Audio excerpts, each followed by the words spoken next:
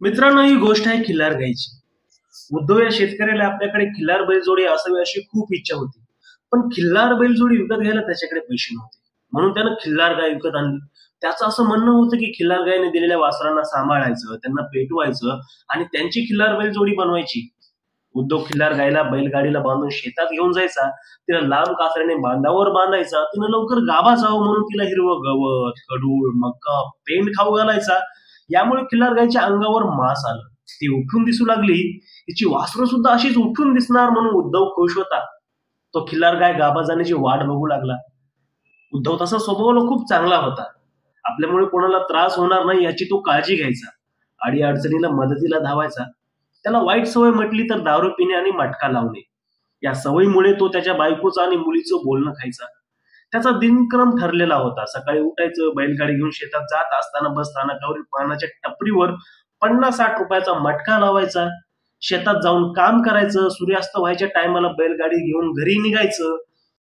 बस स्थानकावर आलं की टपरीवर मटका लागला की नाही याची चौकशी करायची. मटका लागला असेल तर पैसे घ्यायचे आणि नसेल लागला तरी क्वार्टर घ्यायची. घरी जायचं. जेवणाच्या आधी क्वार्टर मारायची आणि जेवण करून बायकोचं बोलणं खात खात झोपी जायचं. असंच एक दिवस मटका लागला की नाही हे पाहण्यासाठी तो गाडीतून खाली उतरला. टपरीजवळ गेला. खिशातून कागद काढला. टपरीवाल्या व्यक्तीला त्यानं विचारलं, रामभाऊ, कोणता आकडा आला?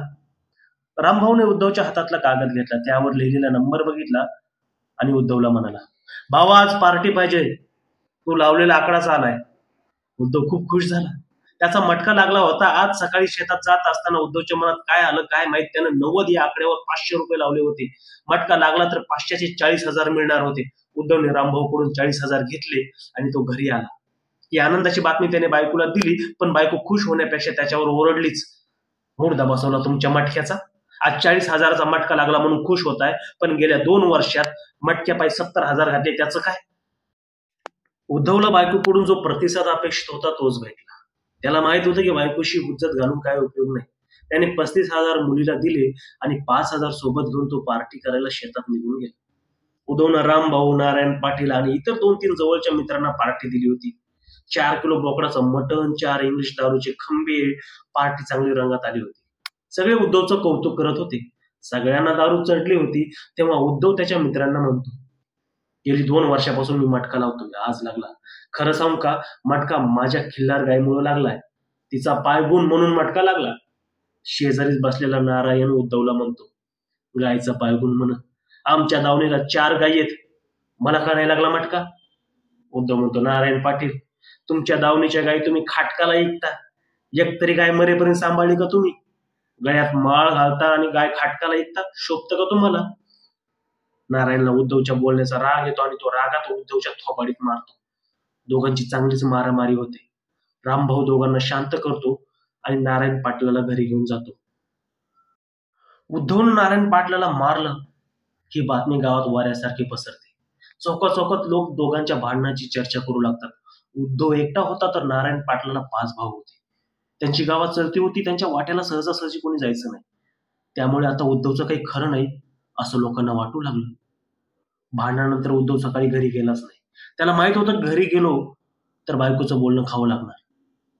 त्याने विहिरीच्या पाण्याने आंघोळ केली, कपडे धुतले आणि जखमेवर टणटणीचा पाला लावून ऊन खात तो बांधावर बसला. थोड्या वेळात त्याची बायको आणि मुलगी त्याच्याकडे येताना त्याला दिसली. बायकोची बडबड ऐकावी लागणार म्हणून उद्धवने डोक्याला हात लावला. उद्धवची बायको त्याच्या जवळ येत रागात म्हणाली, काय करून ठेवलं तुम्ही हे? गावात राहायचं नाही का? तो नारायण पाटील का लहान माणूस आहे? 5 भाऊ आहेत ते, तुम्हाला कोण वाले? आता चला माया बरोबर आणि माफी मागा नारायण पाटलाची. उद्धवला सुद्धा हा वाद लवकरात लवकर मिटवायचा होता. तो त्याच्या बायकोसोबत नारायण पाटलाच्या वाड्यावर गेला. नारायण पाटील आणि त्यांच्या भावांसमोर मान खाली घालून उभा राहिला. उद्धवची बायको हात जोडून नारायण पाटलाला विनंती करत म्हणाली, पाटील, त्यांच्याकडून चूक झाली. मोठ्या मनानं माफ करा. मी तुमच्या लहान बहिणीसारखी आहे. माझ्यासाठी तरी माझ्या नवऱ्याला माफ करा. पदर पसरते तुमच्या समोर. नारायण पाटलाचा मोठा भाऊ म्हणाला, तुम्ही पदर पसरू नका. झालं ते झालं, पण परत असं काय होता कामा नाही. उद्धवची बायको म्हणाली, नाही होणार. लय उपकार झाले तुमचे. या घटनेला 15-20 दिवस होऊन गेले होते. तरी सुद्धा नारायण पाटलाच्या मनातला उद्धव बद्दलचा राग काही कमी झाला नव्हता. त्यात त्यांनी आज जरा जास्तच घेतली. नशेत असल्यामुळे आजूबाजूच्या लोकांनी उद्धवबद्दल त्यांची कानं भरली. नारायण पाटील ताडकन उठला आणि उद्धवला शिवाय देत उद्धवच्या शेताच्या दिशेने निघाला. उद्धव शेतात काम करत होता. नारायण पाटील त्याला त्याच्या दिशेने रागात येताना दिसला. उद्धवने मनाशी ठरवलं, नारायण पाटलाने आपल्याला कितीही शिव्या दिल्या, कितीही मारलं, तरी आपण त्याला रागवायचं नाही की मारायचं सुद्धा नाही.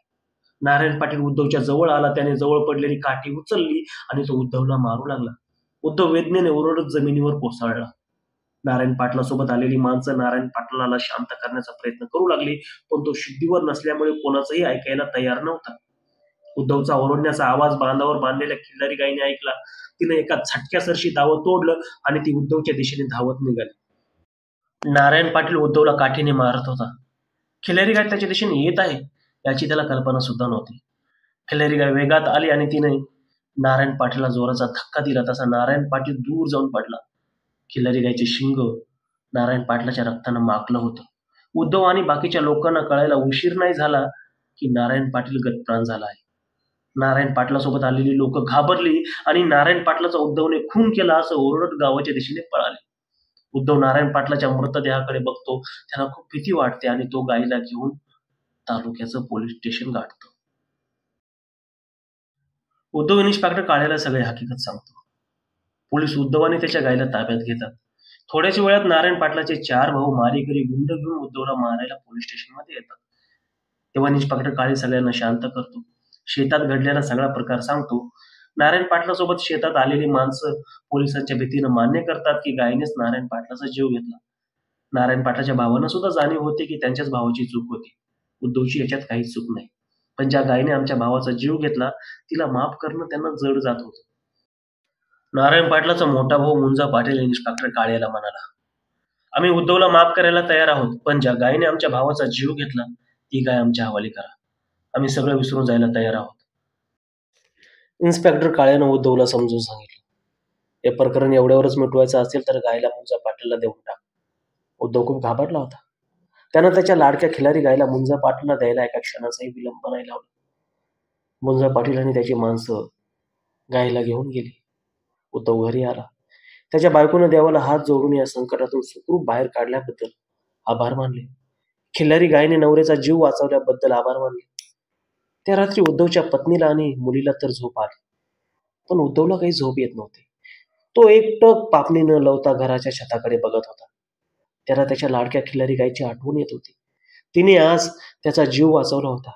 ज्या ठिकाणी माणसं आपल्या मरणाचा तमाशा बघत उभी होती, तेव्हा आपल्या मदतीला खिल्लारी गाय धावून आली होती. आज आपण जो श्वास घेत आहोत तो खिल्लारी गायमुळे.